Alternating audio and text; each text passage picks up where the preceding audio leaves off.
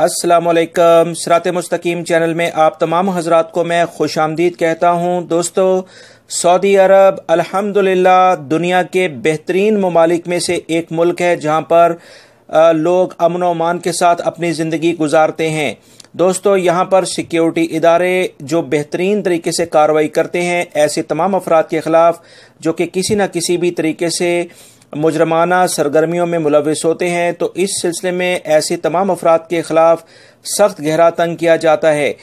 دوستو، دمام میں ایک شیطان شخص نے ایک عورت کے ساتھ کچھ بدتمیزی کی ہے، جس کے بعد فوری طور پر سعودی پبلک پروسیکیوشن نے اس کے خلاف ایکشن لینے کے لیے تمام فورسز کو کہہ دیا ہے کہ فوری طور پر اسے گرفتار کر کے اسے قراروا کی سزا دی جائے، کیونکہ سعودی عرب میں ایسے تمام افراد کے لیے سخت قوانین ہیں جو کہ خواتین کو کسی بھی وجہ سے تنگ کرتے ہیں۔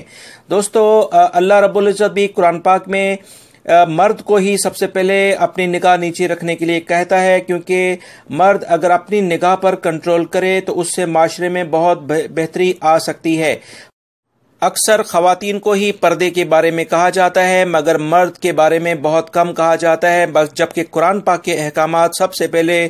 مرد کو اپنی نگاہ نیچی رکھنے کے لیے کہے گئے ہیں۔ آپ اس ویڈیو میں دیکھ سکتے ہیں کہ اس شیطان شخص نے کس طرح کی نازیبا حرکت کی ہے، جس پر سیکیورٹی ادارے فوری طور پر حرکت میں آ چکے ہیں اور یہ انشاءاللہ بہت جلد گرفتار کر لیا جائے گا اور اسے قراروا کی سزا دی جائے گی۔